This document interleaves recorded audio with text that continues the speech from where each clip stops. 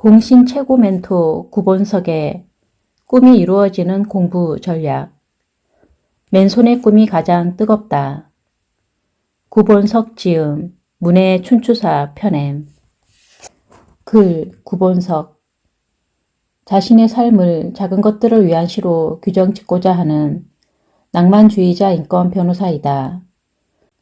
능력지상주의라 불리는 이 시대에 경쟁에서 낙오되고 소외된 이들에게 쏟아지는 비바람이 가혹하다는 생각이 든 이후로 그 비바람을 같이 맞아주는 친구가 되고 싶다는 꿈을 품기 시작했다. 아무런 배경도 힘도 현실적 여건도 없었던 그는 자신의 이상적인 꿈을 이루기 위해 그 누구보다 치열한 현실주의자가 되었다. 서울대학교 자유전공학부에서 경제학과 에너지자원공학을 전공하고 성균관대학교 법학전문대학원에서 법학을 배운 후 현재는 법무법인 20의 변호사이자 참여연대 운영위원으로 활동하고 있다. 이제는 매 변론이 감동이고 매 언행이 진심 어리며 매 순간이 힙한 인권 변호사가 되는 것이 꿈이다. 너무나도 간절하지만 지금 당장은 불가능해 보일 것 같은 꿈을 가진 이들에게 공부의 신, 멘토로서 약 10년간 10,000명 가까이 되는 사람들의 학습 및 진로 컨설팅을 해오면서 꿈을 이룰 수밖에 없는 성공의 필승 전략 내지 정수를 모아 만든 공부는 내게 희망의 끈이었다. 후속편인 이 책을 선물하고자 한다. 다음에는 반드시 정상에서 만나자는 약속과 함께 나는 꿈을 꾼다. 고로 존재한다. 꿈이란 무엇인가? 어렸을 때는 누구나 꿈 하나 정도는 가지고 시작한다. 경찰관, 소방관, 과학자, 발명가, 의사, 판검사, 변호사, 선생님, 가수, 영화배우, 아나운서, 연예인 등 중고등학생 때까지만 해도 장래의 희망 하나 정도는 가지고 살아간다. 그러나 대학을 가고 어른이 되면 현실에 치여 어릴 적 꿈을 잃어버리고 사는 사람이 많다. 적어도 내 경험상 만나왔던 어른 중에 자신의 꿈대로 살아가는 사람은 많지 않았다. 꿈을 이루지 못해도 꿈을 쫓아가는 사람 자체도 많지 않을 뿐더러 꿈 자체를 갖지 않고 살아가는 사람이 훨씬 더 많았다. 그래서 사람들은 메가리트에서 실패하고 재수하거나 30 넘어가서 아무 재산 없이 빚만 지고 로스쿨에서 공부하고 있을 때 나보고 모두들 멋있다고 했다. 아직도 꿈을 쫓아가는 삶이 부럽다고 했다. 그런데 꿈이란 무엇일까? 꿈이란 단순히 어떤 직업을 갖게 되는 것, 혹은 무언가를 얻는 것을 말하는 걸까? 많은 사람들이 그랬듯 나 역시 꿈은 어디에 도달하면 이루고 마는 점이라고 생각했다.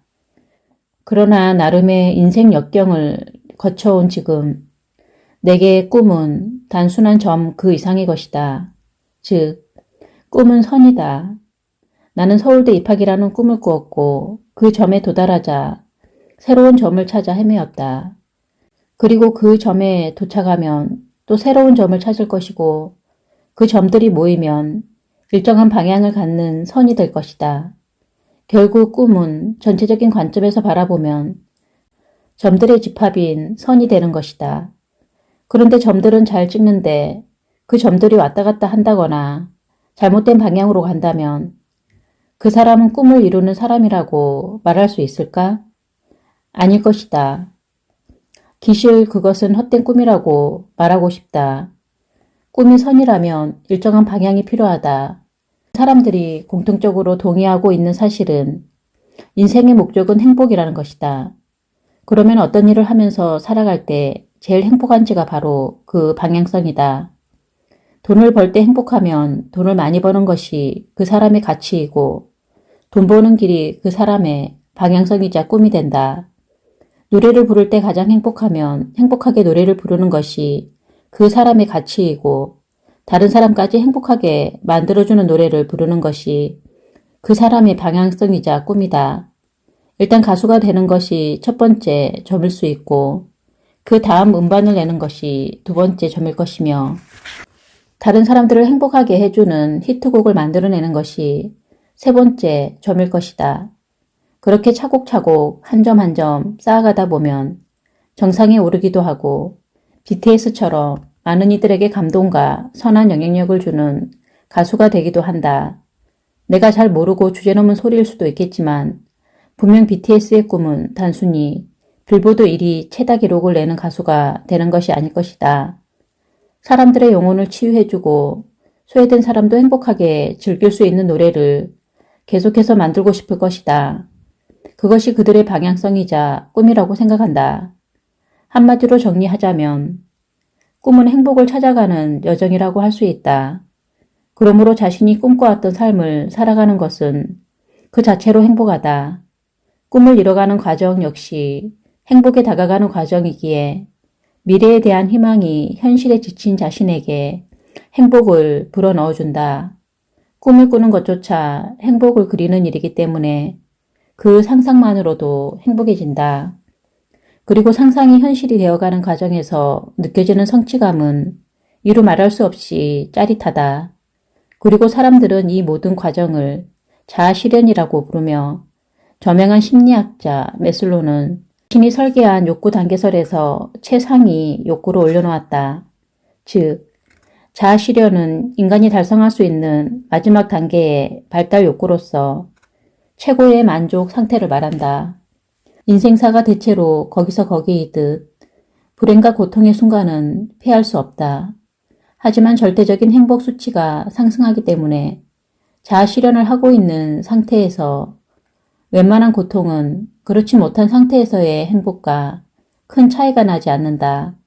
게다가 자아실현을 할 때는 그렇지 못할 때와 비교하면 쾌락 상태일 때가 고통 상태일 때보다 많다. 예를 들어 내가 쓴 서면이 당장 누군가의 권리 구제로 바로 이어지고 법률 상담을 통해 그 사람의 고민이 해결되고 상대방과의 치열한 법리 다툼 속에 상대방이 어렵게 쌓아놓은 논리를 무너뜨려 반박이 어려운 변론을 해냈을 때 그 성취가 주는 짜릿함이란 이루 말할 수 없다. 논리를 지어 짜내거나 시간이 잘 안 풀리는 등의 순간들은 고통스러울지라도 그 순간을 넘어서 마치 퍼즐 조각처럼 논리가 딱딱 맞아 떨어져 물샐 틈 없는 완벽한 논리를 펼칠 수 있게 될 때면 스스로에게 너무 뿌듯해서 잠을 설치기도 한다. 무엇보다 공익, 인권 사건들은 다른 일반 사건들에 비해 훨씬 난이도가 있는 사건인데 그런 사건에서 승리한다는 것은 그만큼 더 큰 희열을 가져오는 일이기도 하고 가장 절박한 사람들에게 도움을 줄 수 있어서 보람이 크게 느껴지는 일이기도 하다. 그래서 이 일이 내게 천직이라는 것을 직감했고 이런 천직에 운 좋게 종사할 수 있게 되어 매일 감사한 마음으로 살아가고 있다. 쉽게 생각해보라. 잠자는 시간 빼고 하루의 대부분, 남은 인생의 대부분을 어떤 일을 하면서 살아가는데 그 일의 재미도 의미도 느끼지 못한다면 정신적 고통에 시달릴 가능성이 높다. 반대로 자신이 하는 일이 너무나도 재밌는 일이고 나아가 그 일이 자신의 인생에 큰 의미를 부여해 주기까지 한다면 순간순간은 고통스러울지라도 의식 저변에 흐르는 자아실현감 내지 자아효능감이 그 고통을 상쇄시키는 걸 넘어서서 무통의 환각 증세까지 야기하기도 한다. 자아실현감, 자아효능감이라는 쾌락은 자아의 성장을 촉진하고 자아가 성장할수록 자아실현감과 자아효능감이라는 쾌락은 더욱 증폭되어 양성 피드백 고리를 형성한다.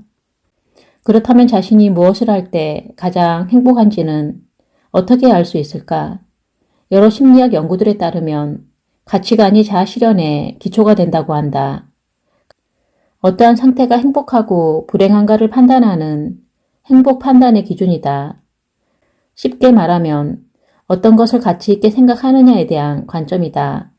가장 많이 드는 예로 돈, 명예, 권력, 사회에서의 성공, 행복한 가정, 개인의 영예, 사회적 공헌 등이 선택지로 꼽히게 된다. 그리고 그러한 가치관을 형성하는 데는 자신이 살아온 삶의 경험이 가장 크게 영향을 미친다. 예를 들어 여러 거대 폭력 앞에서 속절없이 무너지는 작은 것들을 볼 기회가 많았던 나는 작은 것들을 위해 사는 것이 가치 있다는 관념을 형성해 나갔다. 그들을 위해 같이 비를 맞아주고 그들의 말을 들어주고 그들이 하고 싶은 말을 대신 전달해주고 호 불어주고 춥고 괴로워할 때 따스한 품으로 안아주고 눈물 흘릴 때는 눈물을 닦아주고 웃을 때 같이 웃어주고 화를 눌러 담을 때 대신 분노해주고 즐거워할 때 함께 춤추는 그런 삶을 그릴 때 가장 행복하다고, 가장 멋있다고, 가장 의미 있다고 생각했다. 그게 내 가치관이다. 내 주변의 지인들 중에는 집이 도쿄 시노쿠보 근처에 있어 어려서부터 한국 문화를 접하다 보니 한국에 애정이 생겨 한일 관계를 개선하기 위한 국제 변호사가 되겠다는 꿈을 이룬 일본인 친구도 있고 어려서 교우 관계가 좋지 못했지만 짝꿍이 쿠키를 좋아한다는 이야기를 듣고 그 친구와 친해지고 싶어 쿠키를 배우다가 이제는 파티셰가 되기 위해 유학을 떠나는 후배도 있다. 이렇게 자신의 삶의 경험이 가치관으로 이어지고 그 가치관을 가장 많이 만족시켜 줄 수 있는 것을 주업으로 하는 것이 꿈이다. 즉, 꿈에는 한 사람의 과거와 현재, 미래가 담겨 있으니 한 사람이 지금까지 찍어온 점을 통해 앞으로의 방향성을 내다보는 것이 곧 꿈이라고 할 수 있다. 자크 라캉이라는 유명한 정신의학자이자 철학자가 있는데 그가 남긴 말이 아직까지 우리 사회에 회자되고 있다. 인간은 타자의 욕망을 욕망한다. 아이는 태어나자마자 엄마의 얼굴과 표정을 보며 감정을 배운다. 아이가 해맑게 웃을 때 엄마도 환하게 웃고 아이가 짜증을 부릴 때 엄마의 얼굴이 어두워지는 것을 보면서 아이는 더 예쁨 받고 더 사랑받기 위해 엄마가 좋아하는 행동을 하려고 한다.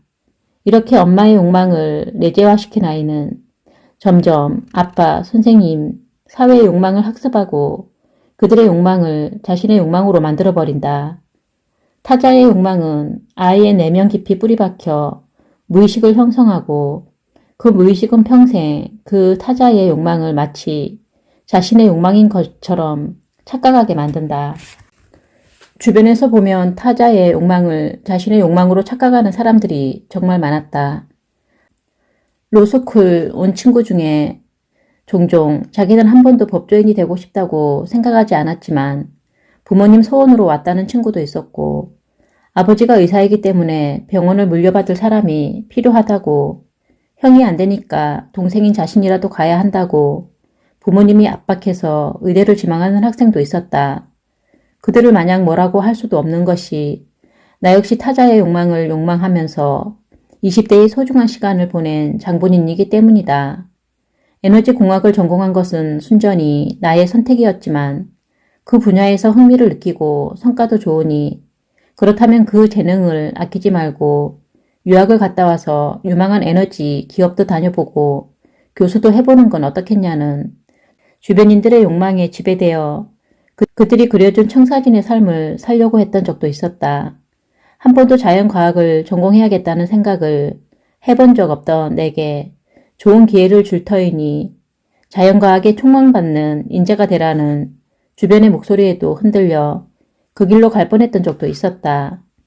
물론 당시의 권유가 나를 생각해준 진심이었음은 안다. 다른 사람들에게 쉽게 주어지지 않는 좋은 기회임은 분명했고 한없이 부족한 내게 그런 제안을 해주신 분들께 늘 죄송하고 감사한 마음뿐이다. 하지만 주체성 없이 남들 좋다는 대로 인생을 내맡기게 되면 진짜 끝도 없이 이 사람 저 사람 입김대로 삶의 방향이 휘둘리고 만다. 한 번밖에 없는 인생을 고마운 그분들의 기대를 충족시켜주기 위해서만 살 수는 없는 노릇 아닌가? 한 번 내 삶의 운전대를 남한테 지어주면 다시 그 운전대를 돌려받기란 쉽지 않다. 그리고 설령 그 타인의 능숙한 운전으로 안전한 길만 경유하여 탄탄대로를 달려왔다 하더라도 그 삶이 정말 과연 행복할지는 의문이다. 자신의 행복은 앞에서 설명했듯이 스스로 정립한 가치관에 따라 결정되는 것이고 그 가치관은 자신이 살아온 삶의 경험들이 축적되어 이루어진 결정물이기 때문이다. 행복은 자기 자신을 완성시켜 나아가는 과정인데 자아 실현이 아닌 타자 실현을 하고 있다면 그것은 높은 확률로 행복과 거리가 먼 삶을 살아가는 것이다. 그러므로 지금이라도 늦지 않았으니 남에게 지어준 내 삶의 운전대를 다시 거머쥐기 바란다. 28년의 고시 공부를 끝으로 경비, 치킨가게 운영, 단란주점, 청소일까지 하다가 자신의 못다 이룬 꿈을 마지막으로 펴보겠다고 로스쿨에 입학해서 변호사 시험에 합격하신 분도 있다.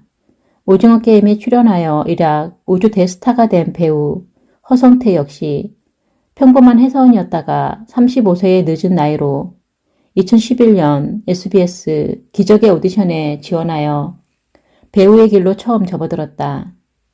우리 어머니도 계속 집안일하며 간간히 부업하신 게 다였지만 커리어 우먼이 되시는 게 꿈이셨고 마흔 넘어 늦게나마 도배 기술을 배우겠다고 도전하여 이제는 그 도배 일로 혼자서 자식들 셋이나 대학까지 다 보내실 정도로 프로 커리어 우먼이 되셨다. 그 밖에도 늦게나마 자신의 꿈을 찾아 용기 있는 결단을 내리시는 분들이 정말 많다. 그분들의 도전이 어떤 결과로 이어졌든 간에 너무 틀어져 버려 그냥 그대로 가는 것이 더 나을 수도 있는 상황에서 핸들을 바로 잡고 돌릴 수 있는 용기는 충분히 존경받을 만하다. 마지막으로 락항은 다음과 같은 말을 덧붙였다. 자신이 욕망하는 것이 자신이 소망하는 것인지 혹은 소망하지 않는 것인지를 알기 위해 주체는 다시 태어날 수 있어야만 한다.